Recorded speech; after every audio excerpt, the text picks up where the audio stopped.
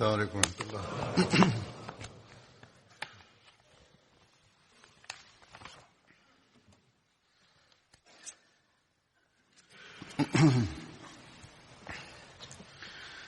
أشهد أن لا إله إلا الله وحده لا شريك له وأشهد أن محمدا عبده ورسوله أما بعد فأعوذ بالله من الشيطان الرجيم بسم الله الرحمن الرحيم الحمد لله رب العالمين الرحمن الرحيم مالك يوم الدين إياك نعبد وإياك نستعين اهدنا الصراط المستقيم صراط الذين أنعمت عليهم غير المغضوب عليهم ولا الضالين. Bir necha xutbalardan beri Hazrat Ibn Uboda borasida zikr etib kelmoqdaman. Bugun men uning oxirgi qismini bayon etaman. Payg'ambarimiz sollallohu alayhi vasallam vafot etganlaridan so'ng ansoriylar o'zlaridan xalifa saylashni xohlaganlarida xususan bu kishini nomini tavsiya etishgan. Hazrat Mirza Bashir Ahmad Sohib o'z asarlari Sirat Xotiman Nabiyinda shunday deb yozganlar.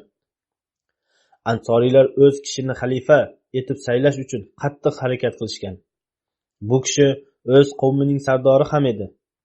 Hazrat Abu Bakr xalifa etib saylanganlarida Hazrat Saad biroz uzoqlashib ham ketgan edi. Bu borada Hazrat Muslim Ma'ud roziyallohu anhu juda batafsil oydinlik kiritganlar va xilofatning maqomi martabasi va ahamiyatini bayon etganlar. Shu sababdan bu narsani bayon etishni muhim deb bilaman. Bu o'ta dolzarb masala. Muslim Ma'udning aytgan so'zlaridan oldin hadis va bir tarixiy asosni taqdim etaman. Hamid ibn Abdurrahmon shunday deb aytadi. Rasululloh sallallohu alayhi vasallam vafot etganlarida Hazrat Abu Bakr Madina Munawvaradan tashqarida edilar. U kishi qaytib kelgach, u zot sallallohu alayhi vasallamning yuzlariga matoni olib, u zot sallallohu alayhi vasallamning muborak yuzlaridan o'pdilar va mening ota-onam sizga qurbon bo'lsin. Siz hayotlik vaqtingizda ham va vafot etgan paytingizda ham pokizadursiz deb aytdilar. So'ngra shunday dedilar: Ka'baning Robbiga qasamki, Muhammad sallallohu alayhi vasallam vafot etdilar. Shundan so'ng Abu Bakr va Hazrat Umar ikkalari zudlik bilan Bani Saad saqifasiga ravona bo'lishdi. Bular ikkalasi u yerga yetishlari bilanoq Hazrat Abu Bakr roziyallohu anhu xitob qilishni boshladilar. U kishi ansoriylar borasida Qur'onda nimaiki nozil bo'lgan bo'lsa, barchasini bayon etdilar. Va payg'ambarimiz Muhammad sallallohu alayhi vasallam ansoriylar borasida nimaiki aytgan bo'lsalar, barchasini aytib o'tdilar. So'ngra Hazrat Abu Bakr roziyallohu anhu: Sizlar bilganingizdek, Rasululloh sallallohu alayhi vasallam ansoriylar boshqa vodiyda ketishayotgan bo'lsa va odamlar boshqa vodiyda ketishayotgan bo'lsa, men ansoriylar yurgan vodiydan yuraman deb marhamat qilgan edilar. So'ngra Hazrat Saad roziyallohu anhu ga qarab Hazrat Abu Bakr roziyallohu anhu shunday dedilar: Ey Saad, sen yaxshi bilasan, sen mavjudligingda payg'ambarimiz sollallohu alayhi vasallam xilofatga haqdor Qurayshliklar bo'ladi. Odamlarning yaxshilari Qurayshlikning yaxshi kishilariga tobe bo'ladi va fasodchilari Qurayshning fasodchilariga ergashadi deb aytgan edilar. Hazrat Saad, siz to'g'ri aytdingiz. Biz vazir va sizlar esa amirsizlar dedi. Bu hadis Musnad ibn Hanbalda qayd etilgan. Tabaqatul Kubroda bu voqea batafsil shunday yozilgan. Payg'ambarimiz sollallohu alayhi vasallam vafot etganlaridan so'ng Hazrat Abu Bakr roziyallohu anhu Hazrat Saad ibn Uboda tomon u kishi kelib menga bayat qilsin, chunki odamlar bayat qilib bo'lgan va sening qavming ham bayat qilib bo'ldi deb xabar yuborgan edilar. Shunda u kishi: Allohga qasamki, men o'ldirish uchun odamlarga o'q donimdagi barcha o'qlarni otmagunimgacha bayat qilmayman deb aytdi. Ya'ni inkor etdi. Uning aytishicha, mening qavmimdagi menga ergashganlar senlarga qarshi jang qilmagunimgacha bayat qilmayman. Bu xabar Hazrat Abu Bakr roziyallohu anhu ga yetib borganida Bashir ibn Sa'd shunday deb aytdi: Ey payg'ambarimiz sollallohu alayhi vasallam xalifasi, u kishi inkor etdi va o'z aytganida turib olmoqda. U sizga bayat qilmoqchi emas.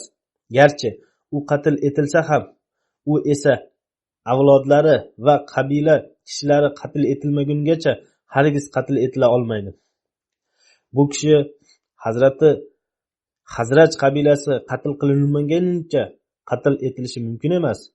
Avvos qabilasi qatl qilinmagungacha Hazraj qabilasini qatl etib bo'lmaydi. Shu sababdan siz ular tomon bormang. Odamlar masalani tushunib olishdi. Sizga u kishi hech qanday zarar yetkaza olmaydi. Ya'ni u kishining qavmidan aksariyati sizga bayat qilib bo'ldi. U sizni inkor qilsa ham hech narsa emas. Chunki uni hamma tashlab qo'ygan. U yolg'iz qolgan bir kishidir. Haqiqatdan Hazrat Abu Bakr roziyallohu anhu Hazrat Bashir aytgandek Hazrat Sa'dni o'z holiga tashlab qo'ydilar. So'ngra Hazrat Umar roziyallohu anhu xalifa bo'lgan paytda bir kuni Madinada ko'chalarida Sa'd roziyallohu anhu bilan uchrashib qoldilar. Shunda Umar roziyallohu anhu: "Yaxshimisiz Sa'd?" deb so'radilar. Sa'd: "Yaxshimisiz Umar?" deb javob berdi. Shunda ikkalasi o'rtasida suhbat bo'la boshladi. Hazrat Umar roziyallohu anhu: "Sen oldin qanday bo'lsang, hozir ham shundaysan" deb aytdilar. Sa'd esa shunday dedi: "Ha, men shundayman. Xilofat sizga nasib bo'ldi, lekin men buni inkor etdim. Xalifalik sizga nasib bo'lgan, sizga yaxshi. Ko'p odamlar sizga bayat ham qildi, lekin men hali bayat qilmadim." Hazrat Sa'd yana dedi: "Xudo haqqi, sizning sherigingiz Hazrat Abu Bakr roziyallohu anhu sizga qaraganda bizga azizroq edi. Xudo haqqi, men shunday ahvolda ham tong ottirdimki, sizga qo'shni bo'lishni yoqtirmayman." Hazrat Umar roziyallohu anhu dedilar: "Qo'shnisiz yoqtirmaydigan kishi boshqa joyga ko'chib ketsin." Hazrat Sa'd dedi: "Men buni unutmayman. Men sizga qaraganda yaxshiroq qo'shni yoniga ko'chib ketaman." Hazrat Umar roziyallohu anhu ning xalifalik davrining boshlanishida Hazrat Sa'd Shomga hijrat qilib ketdi. Bu ma'lumot Tabaqatul Kubroda qayd etilgan. Hazrat Sa'd borasida u Hazrat Abu Bakr roziyallohu anhu ga bayat qilgani ham zikr etiladi. Chunonchi Tabri tarixida quyidagicha yozilgan: "Wattaba'al qawma ala bay'atin wa bay'is Sa'id", ya'ni barcha qavm galma-galdan Hazrat Abu Bakr roziyallohu anhu ga bayat qildi va Hazrat Sa'd ham bayat qildi. Men aytib o'tganimdek, Hazrat Muslim Ma'ud roziyallohu anhu bayon etgan tafsilotlarda ko'p qirralar ochildi. Ya'ni xalifaga bayat qilish nima uchun shart? Xalifatning maqom martabasi qanaqa? Hazrat Sa'd nimaiki qilgan bo'lsa, uning o'rniga qanaqa? Hazrat Muslim Ma'ud roziyallohu anhu o'zlarining bir xutbalarida shunday dedilar: "Qatl so'zining bir ma'nosi aloqani uzishdir. Rasululloh sollallohu alayhi vasallam vafot etganlaridan so'ng sahobalarda xalifat haqida qarama-qarshilik yuz bergan. Ansoriylarning fikricha, xalifat ularning madinalik bo'lganlari uchun haqqi edi. Hech bo'lmasa bitta xalifa muhojirdan bo'lsin, bitta xalifa ansoriylardan bo'lsin deb aytgan edilar. Ya'ni ikkita xalifa bo'lsin. Banu Hoshimning o'y fikricha xalifatga ular haqliroq edi. Zero Rasululloh sollallohu alayhi vasallam ularning xonadonidan bo'lganlar. Muhojirlar fikricha xalifa Qurayshliklardan bo'lish kerak. Zero arablar Qurayshdan bo'lak boshqalarning gapiga quloq solmaydi. Ammo ular biror muayyan kishini xalifat uchun taqdim etmas edilar, balki xalifaning tayinlashini saylash orqali bo'lsin deb aytdilar. ya'ni musulmonlar kimni xalifa deb tanlab olsalar, o'sha kishi xalifa hisoblanadi. Qurayshliklar bu ko'z qarashni bildirganlarida ansoriylar ham Banu Hoshimning barchasi rozi bo'lishdi. Ammo bir sahoba bu narsani tushundi, yetmadi. Bu sahoba ansoriy sahoba bo'lib, ansoriylar uni o'zlaridan xalifa etib saylamoqchi edilar. Ehtimol u sahoba bu ko'z qarashni o'ziga hurmatsizlik deb tushungan. U kishi men Abu Bakrga bay'at qilishga tayyor emasman dedi. Ushbu fursatda Hazrat Umar roziyallohu anhu aytgan bir jumla tarixda qayd etilgan. Hazrat Umar roziyallohu anhu dedilar: "Uqtulu Sa'd", ya'ni Sa'dni qatl etinglar. Ammo Hazrat Umar o'zlari ham boshqa sahobalar ham uni qatl etishmadi. Ba'zi tilshunoslarga ko'ra bu jumladan Hazrat Umarning maqsadi Sa'd bilan aloqani uzib olinglar degan edi. Ba'zi tarixlarda qayd etilishicha, Hazrat Sa'd muntazam masjidga kelib Allohdan namoz o'qib ketib qolar edilar. Hech bir sahoba u bilan gaplashmas edi. Demak, qatl so'zining ma'nosi qavmdan ajralish va aloqani uzish degan ham bo'ladi. Hazrat Muslim Ma'ud roziyallohu anhu Sa'd ibn Uboda voqeasini yana batafsil bayon etib deydilar: "Men yuqorida keltirgan iqtibosga tegishli u zot roziyallohu anhu dedilar: Men oldin bir xutbada bir ansoriy sahobani zikr etgan edim.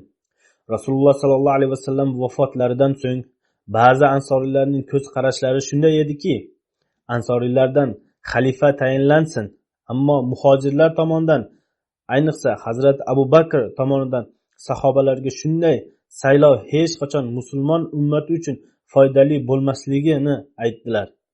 Zero musulmonlar ushbu saylovga hech ham rozi bo'lmaydilar. Ya'ni ansoriylardan xalifa saylashiga rozi bo'lmaydilar. Shunda ansoriylar va muhojirlar biron muhojirning qo'liga bay'at qilishga ham fikr bo'ldilar. Oxir oqibat Hazrat Abu Bakr roziyallohu anhu ga bay'at qilishga ham fikr bo'lishdi. Ba'zi sahobalar hamda Abu Bakr roziyallohu anhu nega ansoriylardan xalifa bo'lish foydali bo'lmasligini izohlab berdilar. Qisqasi, muhojirlardan Hazrat Abu Bakr roziyallohu anhu xalifa bo'lsin deya qaror chiqdilar.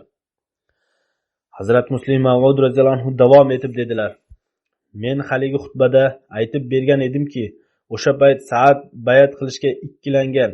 Shunda Hazrat Umar roziyallohu anhu uqtulu Sa'd, ya'ni Sa'dni qatl etib qo'yinglar deb aytgan edilar. Ammo na Hazrat Umar, na boshqa sahobalar Hazrat Sa'dni qatl etishgan. Hazrat Sa'd esa Hazrat Umarning xalifaligi davrigacha barhayot bo'lgan. Yuqorida zikr etilgandek, Hazrat Sa'd Hazrat Umar xalifaligi davrida Shomda vafot etgan.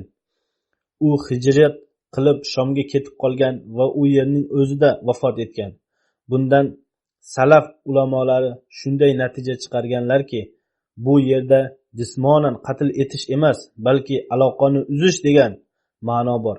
Arab tilida qatl so'zi turli ma'nolarni bildiradilar. Urdu tilida shubhasiz qatl so'zining ma'nosi jismonan qatl etishdir.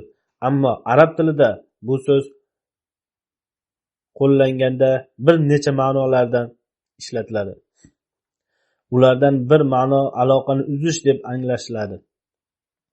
Lug'at tuzuvchilar shunday istidlol qilganlarki, Hazrat Umar roziyallohu anhu ning maqsadi qatl etish bo'lmay, aloqa vositani uzish edi. Ya'ni u bilan gaplashmaslik va boshqa munosabatlar bildirilmasin. Agar qatl so'zining zohiriy ma'nosi o'ldirish bo'lganida, nega Hazrat Umar roziyallohu anhu o'zlari uni o'ldirmaganlar? Hazrat Umar o'ta asabiy kishi edi. O'zlari uni nima uchun qatl etmadilar? Sahobalardan birontasi ham nega uni qatl etmadi? Hazrat Umar roziyallohu anhu esa u payt ham, undan keyin o'zlarining xalifalik davrlarida ham uni qatl etmadilar. Ba'zilarning fikricha, u Hazrat Umarning xalifalik davrlaridan keyin ham hayot kechirgan. Biron bir sahoba unga qo'l ko'tarmagan. Demak, bundan shu narsa oydinlashadiki, qatldan murod aloqani uzish edi. Zohiriy qatl etish emas. U boshqa sahobalarga qo'shilmay turdi, ammo hech kim unga qo'l ko'tarmadi. Hazrat Muslim Mavud roziyallohu anhu davom etib dedilar: men misol qilib aytgan edimki, tushda birovning qatl etilishi ko'rilsa, uning ta'biri aloqa uzish yoki baykat ham bo'ladi. Hazrat Muslim Mavud roziyallohu anhu bu yerda o'zlarining bir xutbalariga ishora qilmoqdalar. Bu xutbadan keyin bir kishi menga mayli Saad bayat qilmagan edi, ammo majlislarda albatta qatnashar edi deb aytdi.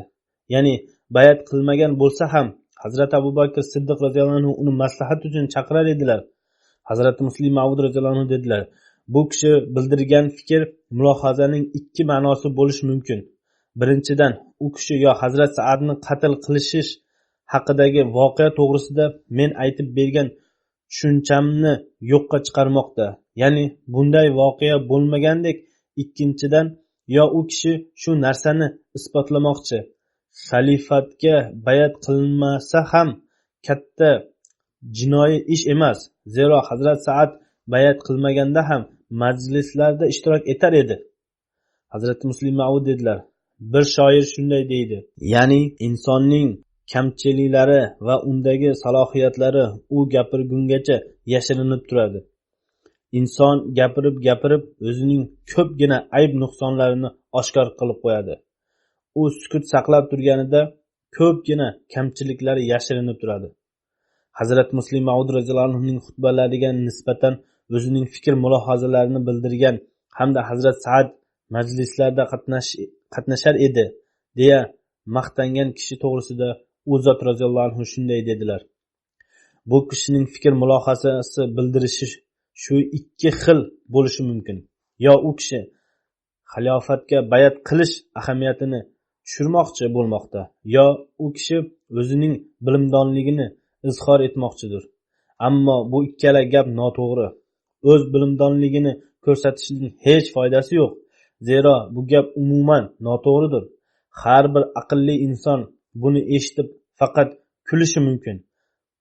Sahobatlarning ahvoli to'g'risida islom tarixida 3 ta kitob o'ta mashhurdir.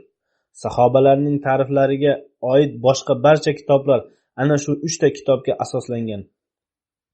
Bu 3 ta kitob Tahzibut Tahzib, Asoba Usdul G'obadir. Bu uchala asarni har birida Saadning boshqa sahobalardan ajralib Shomga ketib qolgani va u yerda vafot etgani yozilgan. Ba'zi lug'at kitoblar qatl so'zi haqida bahs yuritib uni zikr etgan. Sahobalar orasida 60-70 nafarning nomi Saad bo'lgan. Ulardan biri Saad ibn Vaqqosdir. U bashorat berilgan 10 ta sahobalardan biri bo'lgan. U Hazrat Umar tomonidan lashkar boshchi etib tayinlangan edi va barcha maslahatlashuvchilardan ishtirok etar edi. E'tiroz bildirgan kishi mening xutbamni eshitish bilanoq darhol o'z o'y fikrini bildirdi. U bu Saad boshqa ekanligini va u Saad boshqa ekanligini tushunmadi. Men muhojir bo'lgan Saad Abi Vaqqosni zikr etmagan edim. Men zikr etgan Saad Ansoriy bo'lgan. Ulardan tashqari ham ko'pgina Saadlar bor, balki 60-70 nafarga yaqin Saadlar bor. Men zikr etgan Saad ibn Uboda edi. Arablarda odamlarning ismlari oz bo'lgan sababli umuman har bir qishloqda bir xil ismli adashlar ko'p bo'lar edi. Birov zikr etilganda uni otasining nomi bilan chaqirilar edilar. Masalan, faqat Saad yoki Saad deb chaqirilmay, Saad ibn Uboda yoki Saad ibn Abi Vaqqos deb chaqirilardilar. Agar otasining nomi bilan ham tanilmaganda uning joyini zikr etar edilar. Joyidan ham tanilmaganda uning qabilasini zikr etardilar. Chunonchi bir Saad haqida tarix kitoblarida ko'p bahs yuritilgan. Zero uning nomini boshqalarnikida o'xshatishib yuborishgan edi. Shuning uchun tarixchilar uni zikr etayotib, bundan murod Hazraji Saaddir deb yozishadi. Ma'lum bo'ladiki, e'tiroz yoki fikr mulohaza bildiruvchi kishi nomlaridagi ixtilofni tushunmay shunchaki e'tiroz bildirib qo'yadi. Shunday gaplar inson bilmani oshirmay bilimsizligini oshkor etadi. Xalifat bir shunday narsaki, undan ayrilish insonni biron izzat ikromga sazovor qilmaydi. Hazrati Muslim Mavud roziyallohu anhu davom etib deydilar: ana shu masjidning o'zida Hazrati Muslim Mavud ehtimol Masjidi Aqsoda xutba berayotgan edilar. Men birinchi xalifadan eshitganimman. U zot roziyallohu anhu shunday dedilar: sizlar bilasizlarmi, birinchi xalifaning dushmani kim edi? So'ngra o'zlari bu savolga javob berayotib, birinchi xalifa dedilar. Qur'onni o'qinglar, sizlar uning dushmani iblis ekanligini bilib olasizlar. Ya'ni Alloh taolo Hazrati Odamni xalifa etib tayinlaganlarida uning dushmani iblis edi. Shundan so'ng birinchi xalifa roziyallohu anhu shunday dedilar: men ham xalifaman, mening dushmanim ham iblisdir. Hazrati Muslim Mavud dedilar: bunda hech qanday shak shubha yo'qdir. Xalifa Alloh taolo tomonidan bevosita tayinlanmaydi, ammo uning bevosita tayinlanmasligi shart ham emas. Hazrati Odam alayhissalom Alloh taolo tomonidan ham bevosita tayinlangan edi, ham xalifa edi.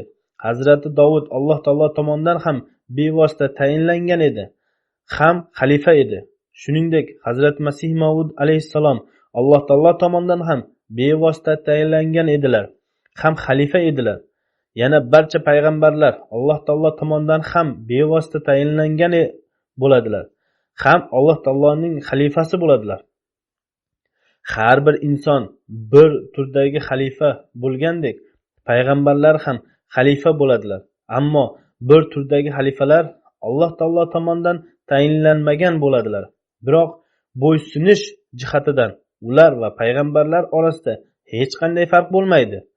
Payg'ambarga itoat qilishni lozim bo'lgandek, xalifalarga ham itoat qilishni lozim bo'ladi.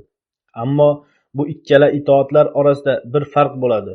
U ham bo'lsa, payg'ambarlarga itoat etish hamda bo'ysunish uning ilohiy vahiysi hamda pokizalik markazi bo'lgani uchun qilinadi.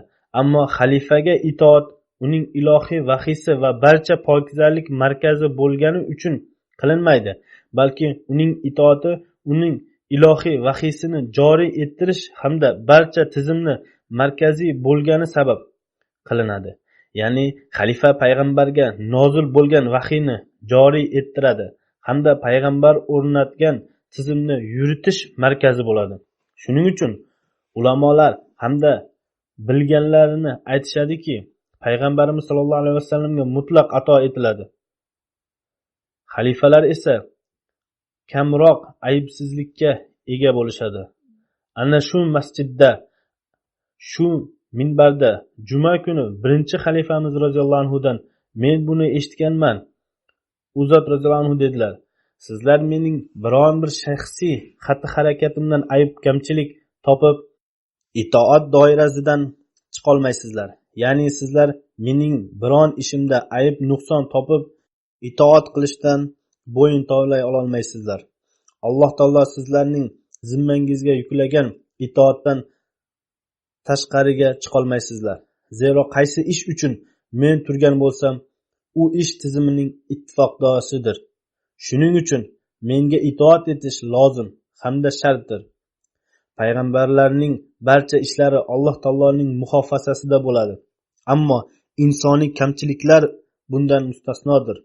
Alloh taoloning sunnati shuki, u tavhid hamda payg'ambarlik o'rtasidagi farqni oshkor etish uchun insoniy ishlarga aralashmaydi.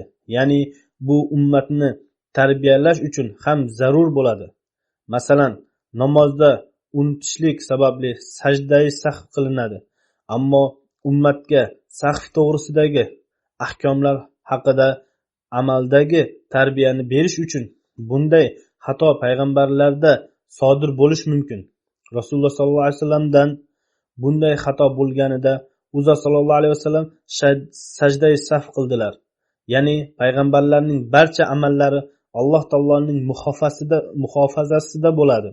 Ammo xalifalar to'g'risida Alloh taoloning sunnati shuki, ularning jamoat tizimini rivojlantiradigan barcha ishlari Alloh taoloning muhofazasida bo'ladi. Ular hech qachon jamoatda nuqson kamchilik paydo qiluvchi hamda islom g'alabasini mag'lubiyat bilan almashtiradigan biron bir xatti-harakat qilmaydilar. Unaqa xatolikka yo'l ham qo'ymaydilar. Agar xatolikka yo'l qo'yilsa, unda bardavom bo'lmaydilar. Ya'ni zamon xalifasi qaysi ishlarni tizimini mustahkamlash va islomni barkamol qilish uchun bajarsa, Alloh taoloning muhofazasida bo'ladi. Ular bilan birga bo'ladi. Agar qachondir ular xatolikka yo'l qo'ysalar ham, ularni isloh qilishga Alloh taolo o'z mas'uliyatidan oladi. Ya'ni boshqacha aytganda, tizim to'g'risidagi xalifalarning amallariga xalifalar mas'ul bo'lmay, Alloh taoloning o'zi mas'ul bo'ladi. Shuning uchun Alloh taolo xalifalarni o'z tayinlaydi. Shundan xalifalar xatolikka yo'l qo'ya olmaydilar degan ma'no chiqmaydi. Alloh taolo ularning o'z tilidan yoki amallaridan qilgan xatoni tuzatardir. Yo o'sha xatoni yomon natijalarini o'zgartirib yuboradi. Ya'ni mazkur xato yomon natijalarga olib bormaydi. U zot roziyallohu anhu yana davom etib deydilar: agar xalifalardan qachondir musulmonlarga natijasi yomon chiqadigan yoki jamoat rivojlanish o'rniga inqirozga yuz tutish mumkin bo'lgan biron bir narsa sodir bo'lib qolsa, Alloh taolo o'ta maxfiy vositalar orqali o'sha xatoning natijalarini o'zgartirib yuboradi. Jamoat inqiroz o'rniga rivojlana boshlaydi. Xalifaning qalbida paydo qilingan unutishdan ko'zlangan maxfiy hikmat ham amalga oshadi. Ammo payg'ambarlarga bu ikkala narsa, ya'ni mutlaq aybsizlik va qismiyan aybsizlik ato etilgan bo'ladi. Ular joriy ettirish hamda tizim markazi ham bo'ladilar. Ya'ni ular vahiy hamda pokizalik amallari markazi ham bo'ladilar. Ammo bundan har bir xalifa pokizalik amallari markazi bo'lmasligini anglatmaydi. Ammo u pokizalik amallariga tegishli ba'zi boshqa ishlarda qolgan avliyolardan qamrab bo'lish mumkin. Demak, pokizalik amallari markazi bo'lgan hamda jamoat tizimi markazi bo'lgan xalifalar bo'lishi mumkin. Shu bilan birgalikda pokizalik va avliyolikda boshqalardan kamroq bo'lgan xalifalar bo'lishi ham mumkin. Ammo ma'muriy istidodlar jihatidan boshqalardan ustunroq bo'lishi mumkin. Har bir kishi uchun har holda ularga itoat etish farzdir. Zero tizimning biroz jamoat siyosati bilan aloqasi bo'ladi. Odamlar jamoat siyosati degan so'zdan birdaniga cho'chib ketgan bo'lsalar kerak. Ba'zilar esa jamoat siyosati o'zi nima bo'ladi deb o'ylagan bo'lsalar kerak. Siyosat so'zi umuman bizning tilimizda salbiy tusda ishlatiladi. Ba'zi siyosatchilar bu so'zni yomonlik qilganlar. Zero ular til biriktirishlari, ziyon yetkazish va to'g'ri ishlamaganliklari uchun bu so'z salbiy ma'noda qo'llanilmoqda. Dar haqiqat, lug'atda bu so'z tizimni yuritishning yo'l yo'riqlari degan ma'noni bildiradi. Tizimni yaxshiroq uslubda yuritish siyosat deb ataladi. Strategiya bilan ishlash siyosat deb ataladi. Yomonliklarga barham berish uchun tizimni o'rnatish, aql, zakovat hamda hikmat bilan ishlarni yuritish, xalqaro munosabatlarni yaxshiroq uslubda yuritish haqiqiy siyosatdir. Ya'ni barcha ijobiy ma'nolar bu so'zda mavjud. Ammo baxtga qarshi siyosatchilarning xatti-harakatlari va o'zi noto'g'ri xatti-harakatlarimiz bois biz haqiqiy ma'nolarini unutib, salbiy ma'nolarni chiqaramiz. Qisqasi, Hazrat Muslim Mavud roziyallohu anhu bu so'zning ijobiy ma'noda ishlatganlar. Men aytib o'tgan barcha narsalar, ya'ni tizimni yuritish uchun aql, zakovat, hikmat, zukkolik hamda istidod bo'lish uchun ushbu so'zni ifodalaydi. U zot roziyallohu anhu dedilar: tizimning biroz jamoat siyosati bilan aloqasi bor. Shuning uchun xalifalar haqida ularning ma'muriy jihatini ustunroq tutishlari qaraladi. Bu bilan birgalikda shu narsani ham izohlab beriladiki, ular dinni mustahkamlash va uning tushunchasini o'rnatish ham nazarda tutishlari kerak.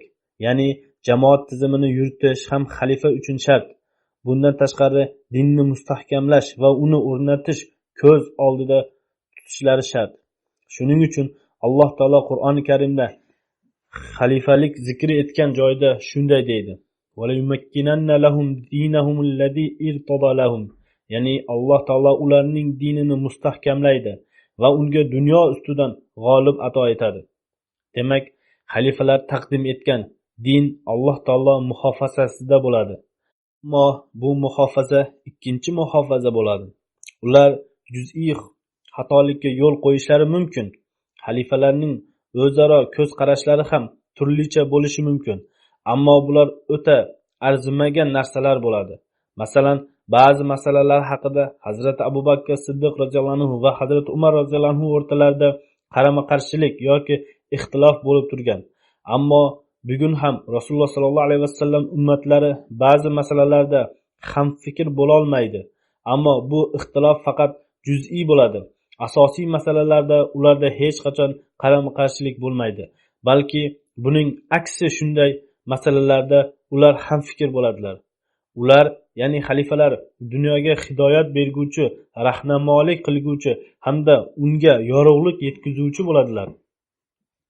Demak, bayat qilmagan kishi bayat qilgan kishining darajasida bo'ladi deb aytish darhaqiqat bunday kishi bayat hamda tizim nima ekanligini mutlaqo tushunmaganini oshkor etadi. Maslahat olish to'g'risida shu narsani esda tutish kerakki, bir mutaxassis yoki o'z kasbi bo'yicha mohir kishi boshqa din egasi bo'lsa ham undan maslahat olinadi. Hazrat Masih Maud alayhissalom bir sud ishida ingliz advokatini yollaganlar. Bundan u zot alayhissalom undan payg'ambarlik ishlaridan maslahat olganlari degan ma'no chiqmaydi. Ahzob jangi bo'lganda Rasululloh sallallohu alayhi vasallam Hazrat Salmon Farisiy roziyallohu anhu dan maslahat olganlar. Rasululloh sallallohu alayhi vasallam undan: "Sizlarning mamlakatingizda jang paytida nima qilinadi?" deb so'raganlarida u zot roziyallohu anhu: "Bizning mamlakatimizda xandoq qaziladi" deb javob qaytaradi. Rasululloh sallallohu alayhi vasallam: "Yaxshi maslahat" dedilar. Chunonchi xandoq qazilishdi, shuning uchun bu g'azot xandoq g'azoti deb ham ataladi. Ammo bunga qaramay biz Hazrat Salmon Farisiy jang uslublarini Rasululloh sallallohu alayhi vasallamga nisbatan mohirroq edi deb ayta olmaymiz. Rasululloh sallallohu alayhi vasallam jang borasidagi mahorat egalariga maqom martaba Hazrat Salmon Farisiyda yo'q edi yoki Muhammad Rasululloh sallallohu alayhi vasallam qilgan ishlari Salmon Farisiy hech ham qilmagan. Balki xalifalar davrida ham u biror bir lashkarga qo'mondon etib tayinlanmagan, vaholanki u uzoq umr ko'rgan. Demak, bir mutaxassis g'ayri din bo'lsa ham undan maslahat olishish mumkin. U zot roziyallohu anhu davom etib dedilar: "Men betob bo'lganimda ingliz shifokorlardan ham ba'zi maslahatlarni olaman. Ammo buning ma'nosi shu emaski, men xilofat ishlarida ham ulardan maslahat olaman. Yo men ulardan Hazrat Masih Maud alayhissalomning sahobalari darajasida tushunaman. Men sahobalar bilan maslahatlashaman. Buning ma'nosi shu emaski, yot kishi bilan maslahatlashish va sahobalar bilan maslahatlash bir xildir. Sahobalarning maqom martabasi baribir yuksakdir. Ya'ni biron bir maxsus soha bo'yicha birovdan maslahat olishni mumkin." U zot roziyallohu anhu davom etib dedilar: "Demak, misol qilib olaylikki, agar Sa'd ibn Ubada biron bir dunyoviy ish yoki soha bo'yicha mohir bo'lsa va undan maslahat olinish isbotlansa ham, biz ayta olmaymizki, u boshqa maslahatlashuvchilardan ham ishtirok etardi. Ammo u haqda u maslahatlashuvda ishtirok etardi. Mazmundagi hech qanday sahih rivoyat uchramaydi. Umumiy rivoyatlarga ko'ra, u Madinani tark etib Shomga ketib qolgan edi. Sahobalar uni islom markazidan ayrildi deya tushunishar edilar. Shuning uchun uning o'limida sahobalar farishtalar yoki jinlar uni o'ldirdi deb aytishdi. Bundan ma'lum bo'ladiki, sahobalar nazdida uning o'limi yaxshi tusda qarshilanmagan.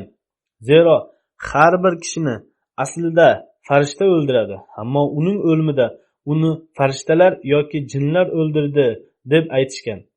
Mohiyat shuki, Alloh taolo o'zining xos taqdiri bilan uni vafot ettirdi, toki u hech qanday fitnaga sababchi bo'lmasin. Ya'ni u Badrda qatnashishga sahoba edi. Shuning uchun uning maqom martabasi putur yetkazmasdan biron bir ish undan sodir bo'lmasin. Qisqasi, u markazdan ayrilib ketgan. Ana shu narsalarni aytib berganidan so'ng ikkinchi xalifa roziyallohu anhu dedilar: Yuqoridagi barcha rivoyatlardan shu narsa ko'zga tashlanadiki, Hazrat Sa'adning maqom martabasi jihatidan sahobalar qalbida bo'lishi kerak bo'lgan hurmat, ehtirom yo'q edi va sahobalar undan rozi emas edilar. Aks holda ular farishtalar yoki jinlar uni o'ldirdi deb aytmasdilar, balki uning o'limiga bundan ham ko'proq so'zlar aytilgan. Men unday so'zlarni og'zimdan chiqarolmayman. Demak, xilofatga bay'at qilmay inson islomiy tizimda o'z maqom martabasini barqaror tuta oladi deb aytish voqealari hamda islomiy ta'limga mutlaq qarshidir. Qaysi bir kishida shunday o'y fikr bor bo'lsa, men u haqda u bay'atni tushunishini biroz ham tushunadi deb aytolmayman. Hazrat Sa'ad ibn Ubodaning vafoti Shom mamlakatlaridagi Xuron shahrida Hazrat Umar roziyallohu anhu xalifa etib saylanganlaridan 2,5 yildan so'ng bo'lgan. Alloma ibn Hajar al-Asqalayniga ko'ra, uning vafoti Basra shahrida bo'lgan. Bu musulmonlar fath etgan birinchi shahar edi. Rivoyatlarga ko'ra, Madinada uning o'limi haqida odamlar Manba yoki Sakan nomli qudug'iga qattiq jaziramada sakraydigan bolalardan bir quduqda birovning shunday deyotganini eshitishib bildilar. Ya'ni biz Hazrat qabilasi sardori Sa'ad ibn Ubadani o'ldirdik. Biz unga 2 o'q uzdik. Biz uning yuragini nishonga oldik va xatoga yo'l qo'ymadik. Bolalar qo'rqib ketishdi. Ammo odamlar u kunni esda saqlashdi. Keyinchalik odamlar o'sha kuni Hazrat Sa'adning vafot etganini bilib olishdi. Sa'ad qayerdadir qazoyi hojat uchun o'tirganida qatl etildi va o'sha yerda vafot etdi. Hazrat Sa'ad ibn Uboda Hazrat Umar xalifaligi davrida vafot etgan. Uning vafot etgan sanasi to'g'risida ixtilof bor. Ba'zi rivoyatlarga ko'ra u 4-hijriy yili, ba'zi rivoyatlarga ko'ra esa 15 va 16-hijriy yillarida. Hazrat Sa'adning qabri Damashqqa yaqin pastroq tomon Manixa nomli qishloqda joylashgan. Bu ma'lumotlar Tabaqatul Kubaro da qayd etilgan. Endi men g'oyibona janozasini o'qiladigan 2 marhumni zikr etaman, inshaalloh. Birinchisi Qodiyondagi Sadru Anjuman Ahmadiya a'zosi muhtaram Sayyid Muhammad Sarvashoh sohibnikidir. U kishi 8-yanvar kuni 85 yoshida vafot etdilar. Inna lillahi va inna ilayhi roji'un. Ko'p yillardan beri saraton kasalligiga duchor edi. Lekin shunga qaramasdan juda ham dovyuraylik bilan ushbu xastalikka sabr qildi. Umrining oxirigacha, daqiqalarigacha o'ziga yuklatilgan mas'uliyatlarning barchasini chiroyli bajarishga harakat qildi. Hech qachon kasallikni ustun kelishiga yo'l qo'ymadi. U kishi Urisa viloyatining Savongira nomli joyda mashhur, ixlosmand bir oiladan edi. U kishi onasining buvasi Hazrat Sayyid Abdurrahim sohib Hazrat Masih Maud alayhissalomning sahobalari edi. U kishining buvasi marhum muhtaram Mavlaviy Abdul Alim sohib bir kuchli din olimi va shoir ham bo'lgan. U kishi tug'ilganida otasi o'z qaynotasidan ism qo'yib berishini iltimos qilgan edi. Shunda u kishining qaynotasi: men bir tush ko'rdim. Shunda bizning uyimizga Hazrat Sayyid Sarvar Shoh sohib kelganliklarini ko'rdim. Shu sababli buning ismini ham Sayyid Sarvar deb qo'yinglar, deb aytganlar. Boshlang'ich ta'limni olgach, Katak rayonida bakalavriatni tamomladi. Undan so'ng xususiy maktabda ta'lim mudiri bo'lib ishlagan. Shundan so'ng Urisa oliy sudida kotib bo'lib xizmat qiladi. So'ngra auditorlik idorasida ishlashga muvaffaq bo'ldi. 1995-yili nafaqaga chiqqanidan so'ng o'zini jamoatga vaqf qildi. 1996-yili 4-xalifa roziyallohu anhu ba'zi ishlarga mas'ul etib tayinlaganlar. Yana umrani ado etish saodatiga ham ega bo'lgan. 4-xalifa roziyallohu anhu u kishini markaziy auditor va ba'zi muomalalarda asosiy boshqaruvchi sifatida mas'ul qilganlar. U kishi umrining oxirigacha auditorlik lavozimida ishlagan. Marhum 9 yil qazo kengashining prezidenti sifatida ishlash imkoniyatiga ega bo'lgan. Shu qatorda bir qancha muhim markaziy komitetlarda prezident sifatida ham ishlagan. Umrining oxirigacha Sadr Anjuman Ahmadiyaning a'zosi bo'lib turish saodatini topgan. U kishining ish boshqarish salohiyati kuchli edi. Yuqorida men aytib o'tganimdek, uzoq vaqt markaziy auditor sifatida ham xizmat qilish imkoniyatiga ega bo'lgan. 4-xalifa roziyallohu anhu u kishiga shunday xat yozganlar: siz juda yaxshi ish ishlayapsiz. Jazakumullohu ahsanul jaza. O'z muhabbatingizni hech qo'rquvsiz oshkor etishingiz menga yoqadi. Mashaalloh, juda ham teran va muhim ishlarga nazaringiz tushadi. Siz o'z ishlaringizni davom ettiravering. Hech kim sizni to'xtata olmaydi. 4-xalifa roziyallohu anhu u kishiga Alloh taolo sizga sihat salomatlik ato etsin va umringiz ziyoda qilsin deb u uchun duo ham qilgan edilar. Duolar Darul Qazo nozimi bayon qilib shunday deydi: Darul Qazoda ishlayotganda barcha xodimlarga juda ham mehr muhabbat bilan muomala qilar edi. Qazo kengashiga tushgan arzlarni imkon qadar tez hal qilishga harakat qilar edi. Marhum juda ham ehtiyot bilan arizani ko'rib chiqib, imkoni boricha insof bilan qaror chiqarishga intilar edi. Nozik masalalarda yaxshi fikr sohibi edi hamda shunday masalalarda Alloh taolodan duo qilib yordam so'rar edi. U kishining kuyovi doktor Tariq sohib Qodiyonda Nur shifoxonasining bosh vrachi bo'lib ishlaydi.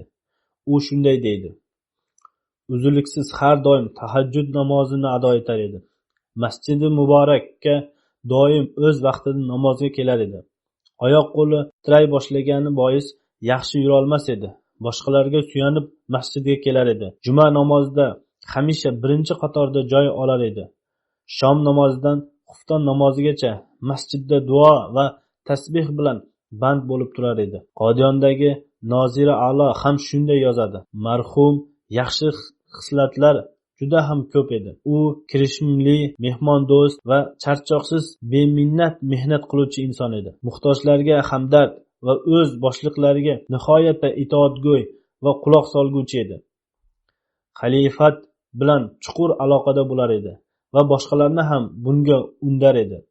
Alloh taoloning marhamati bilan marhum vasiyat tizimiga kirgan edi. Marhumning barcha o'g'il qizlari jamoat ishlarida olg'a qadam bilan o'z hissalarini qo'shib kelmoqdalar.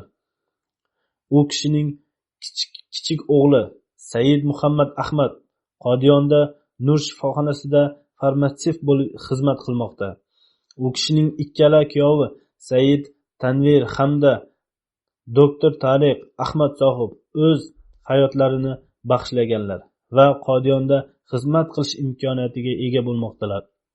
Shu bilan birga kichik kuyovi Sayyid Hasan Xon sohib nafaqaga chiqqanidan so'ng ko'ngilli bo'lib jamoatga xizmat qilib kelmoqda. Marhum sohibzoda Hazrat Mirza Vasim Ahmad sohib noziri a'lo bo'lib ishlagan qadar har doim odob doirasida bo'lib audit qilar va savollar berar edi. Marhum butun Qodiyonda u kishiga o'xshagan bironta mehr muhabbat qiladigan kishi yo'q edi deb aytar edi. U kishi Dorul Masihda yashar edi va Hazrat Miyan sohib u kishiga ko'p g'amxo'rlik qilar edi. Shoh sohib ba'zida u kishining mehr shafqatlarini eslab yig'lab yuborar edi. Qodiyondagi darvishlarni juda ham qattiq hurmat qilar edi. U kishi o'zi ham nihoyatda kamtarinlik bilan darvishona hayot kechirgan edi. Jome Ahmadiyadagi talabalarni juda ham yaxshi ko'rib muomala qilar edi. Ulamolarni qattiq hurmat qilar edi. Alloh taolo marhumning darajasini yuksaklantirsin va u kishining avlodlarini ham u kishining qadamlaridan yurishga tavfiq ato etsin. Men o'qiydigan ikkinchi janoza bu muhtarama Shavkat Gavhar xonimnikidir. Marhum Robvadagi doktor Latif Ahmad Qurayshi sohibning zavjasi va marhum Mavlona Abdul Malik Xon sohibning qizi edi. U ayol 5-yanvarda Robvada 77 yoshida vafot etdi. Inna lillahi va inna ilayhi rojiun. Alloh taoloning fazl marhamati bilan marhuma ham vasiyat tizimiga kirgan edi. Agarda tug'ilgan bo'lib o'z kunlarida uning otasi Mavlona Abdul Malik Xon sohib u yerda murabbiy bo'lib ishlar edi. So'ngra uning ota-onasi Haydarobodda yashagan. Pokiston barpo etilganda so'ng Karachiga ko'chib kelishgan. U kishi boshlang'ich ta'limini Karachida olgan. Ta'lim olishda, o'qishda juda ham ziyrak edi. Har doim yaxshi o'rinlarni hosil qilar edi. Juda ham yoshlik paytidanoq jamoatga xizmat qilishga ishtiyoqi bo'lgan. Karachi nosiriyoti yosh qizlar uyushmasining kotibi bo'lganda nasirotini birinchi o'ringa olib chiqqan. 1961-yili doktor Latif Qurayshi sohib tibbiyot kollejida tahsil olayotgan paytda uning nikohlangan. U tahsil olgan Angliyaga kelganda ularning to'yi bo'lib o'tgan. O'qishni tamomlagach so'ng uchun xalifa roziyallohu anhu ga xat yozadi. 3-xalifa u kishini Pokistonga borib Fazl Umar shifoxonasida ishlashini tayinlaganlar. Marhum ham o'z eri bilan birga Robvaga borib sidqi dildan xizmat qilishni boshlagan. Jamoatga ko'p xizmat qildi. Ya'ni lajnadagi juda ko'p ishlarni ham amalga oshirgan. Mening fikrimcha, u ayolning davridagi Robbaning barcha ayollari uning barcha xizmatlarini bilsalar kerak. Mening onam Nosira begim sohiba Robvada lajna prezidenti bo'lib ishlab turganda, onam marhumani majlis omilada umumiy kotib etib tayinlab qo'ygan edilar. U ushbu ishni 15 yil mehr bilan davom ettirib turdi va onamdan juda ko'p narsalarni o'rgangan edi. Shundan so'ng juda ham a'lo ish boshqarish salohiyati bilan xizmat qildi. So'ngra markaziy omilada ham kotib sifatida xizmat qilgan va yana men ham u ayolni Pokistonda markaziy kotib sifatida xizmat qilishga tayinlaganman. U yerda ham 6 yil juda ham yuksak xizmatlarda ado etdi. Biroz betobligi bois lajnadagi ba'zi ishlarni tark etgan edi, lekin shunga qaramasdan imkoni boricha xizmat qilar edi. 50 yoshigacha turli jamoat idoralarida to'xtovsiz xizmat qilish imkoniyatini topgan. U bilan ishlagan barcha ayol va qizlar uni maqtashadi. Qo'shnilari bilan chiroyli tarzda muomala qilar edi. Muhtoj va kambag'allarga juda ham mehribonlik qilar edi. Muntazam chandalarni o'z vaqtida ado etib turguvchi edi. Chandalarni yil boshlanishidayoq to'lash uning o'zgacha fazilati edi. Balki joriy yil vaqfi jadid borasida e'lon qilinganida o'z chandasini to'lab qo'ydi. 5-yanvarda vafot etgan edi. Vaqfi jadid yil esa 1-yanvardan boshlangan edi. Marhuma o'limdan bir necha kun oldin chandasini ado etib qo'ydi. Doktor Qurayshi sohibning yozishicha, marhuma 50 yil mobaynida juda ham yumshoqlik bilan chiroyli tarzda eng yaxshi zavja, eng yaxshi ona, eng yaxshi singil va eng yaxshi qiz sifatida o'z haq-huquqlarini ado etdi. Bu yerda bir narsa yozilmay qolib ketgan yoki doktor sohib bayon etmay qolgan bo'lsa kerak. U ayol juda yaxshi kelin ham edi. Bu narsa biror xatochilik sabab yozilmay qolgan bo'lsa kerak. U ayol o'z qaynotasi va qaynonasi bilan birga yashar edi. Balki ular hozirgacha hayotdirlar. Marhuma o'zi betob bo'lsa ham ularga xizmat qilisha o'z ota-enasi singari xizmat qilar edi. Qisqasi, u ayol namunali hayot kechirgandan so'ng ko'z yumdi. Juda ham uzoq muddat xasta bo'lib yurgan. Shuningga qaramay, uy ishlarini ishtiyoq bilan ado etar edi.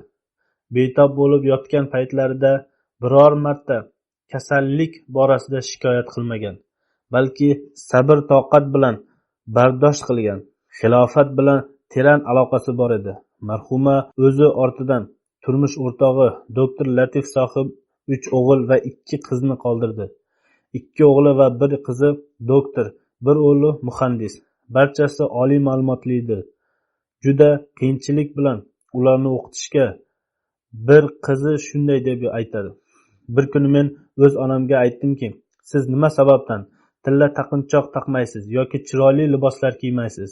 Shunda mening onam shunday javob berdi. Men tejagan pullarimni sizlarning ta'lim olishlaringiz uchun sarf qilaman va mening tilla taqinchoqlarim va chiroyli libosim shulardir. Toki sizlar o'qimishli, jamoatga xizmat qiluvchi foydali inson va hayotda o'zlarini eplab ketadigan inson bo'lib qolinglar. Marhuma pokiza tush ko'ruvchi ayol edi. Uning tushlari ro'yobga chiqqan to'g'risida farzandlari yozgan. Bir qiziga universitetga o'qish uchun topshiradigan vaqtda shunday degan: sen falon tibbiy kollejga kirasan. Buni men tushimda ko'rdim. Bu narsa haqiqatan ro'yobga chiqqan. Bundanga o'xshash misollar juda ko'pdir. Alloh taoloning fazl marhamati bilan juda ham yaxshi ayol edi. O'z opa-singillariga va boshqalarga g'amxo'r edi. Uning o'g'li Abdul Malik shunday yozadi: jamoat ishlarida charchoqsiz xizmat qilar edi. Bir necha bor lajna idorasidan Darul Umul uyiga qattiq jazirama kunida piyoda yurib kelgan va hech qachon shikoyat qilmagan. Hayot kunlarida har doim yaqin va uzoq qo'shnilariga shirinlik tayyorlab chiqarar edi. Har doim agar biz Alloh taoloning dinini mustahkam tutsak, Alloh taolo bizni zoya qilmaydi deb aytar edi. Amerikada yashovchi uning bir qizi shunday deydi: turmushga chiqqanimdan so'ng menga shunday nasihat qilar edi. Amerika va xorijiy mamlakatlarda jamiyatda tarqagan umumiy yomonliklardan bolalarni ehtiyot qilish uchun farzandlar bilan sevgi-muhabbat aloqasini tuzgin. Uydagi atrof muhit shunday bo'lish kerakki, bolalar tashqariga chiqishni xohlamay, ko'proq vaqtlarini uyda o'tkazishsin.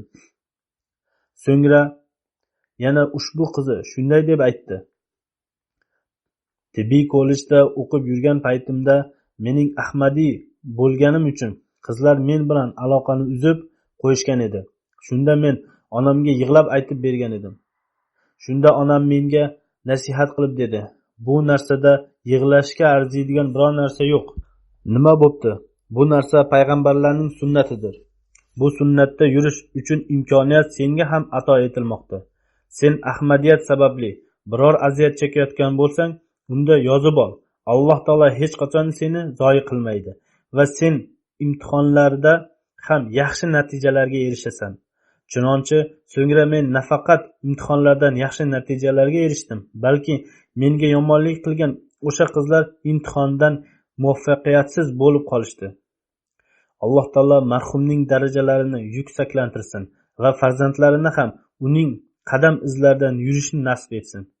Yaxshi va solih xizmat qilguvchilardan bo'lishsin va har doim xalifat bilan yaxshi va vafoli aloqada bo'lishsin.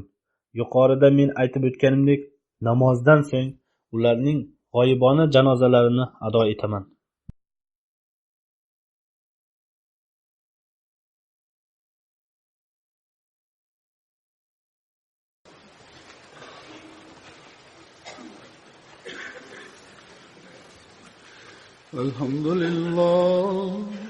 الحمد لله نحمده ونستعينه ونستغفره ونؤمن به ونتوكل عليه ونعوذ بالله من شرور أنفسنا ومن سيئات أعمالنا من يهده الله فلا مضل له ومن يضلل فلا هادي له ونشهد أن لا إله إلا الله ونشهد أن محمدا عبده ورسوله عباد الله رحمكم الله إن الله يأمر بالعدل والإحسان وإيتاء ذي القربى وينهى عن الفحشاء والمنكر والبغي يعظكم لعلكم تذكرون اذكروا الله يذكركم وادعوه يستجب لكم ولذكر الله أكبر